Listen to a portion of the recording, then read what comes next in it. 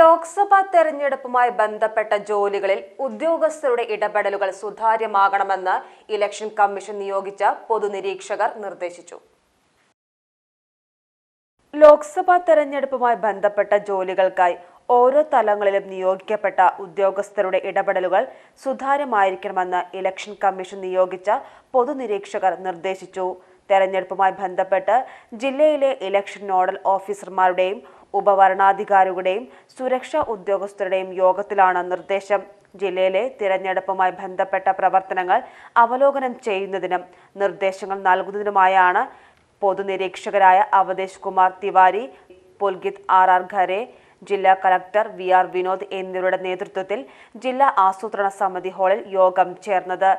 പൊതുജനങ്ങളിൽ സംശയം ജനിപ്പിക്കുന്ന തരത്തിലുള്ള ഒരു ഇടപെടലും ഉദ്യോഗസ്ഥരുടെ ഭാഗത്തു നിന്നും ഉണ്ടാകാൻ ഇടയാകരുത്. ഉദ്യോഗസ്ഥർ അവരുടെ രാഷ്ട്രീയ നിലപാടുകൾക്ക് അതീതമായാണ് തെരഞ്ഞെടുപ്പ് ജോലികളിൽ ഏർപ്പെടേണ്ടത്. സുതാര്യമായ പ്രവർത്തനം കാഴ്ചവെക്കുന്നതോടൊപ്പം പൊതുജനങ്ങൾക്കിടയിൽ സംശയത്തിന് ഇട നൽകാതിരിക്കുന്നതിനു കൂടി ശ്രദ്ധിക്കണം.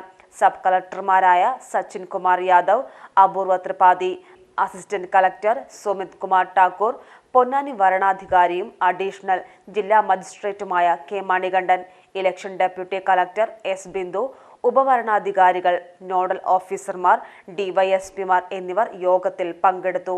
Page TV news Ponnani.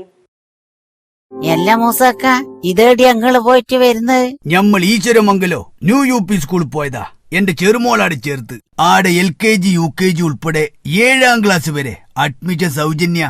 എന്തെങ്കിലും സംശയം ഉണ്ടെങ്കിലേ 95 67 22 63 15 ഈ നമ്പറിൽ വിളിച്ചാ മതി. നമ്മളെ സ്കൂൾ മാനേജർ വത്സം മടത്തിലിന്റെ നമ്പറാ. Eswaramangalam new UP school Ponnani. മറക്കണ്ട കേട്ടാ, ഇന്ന് തന്നെ പോയി അഡ്മിഷൻ എടുത്തോളേ.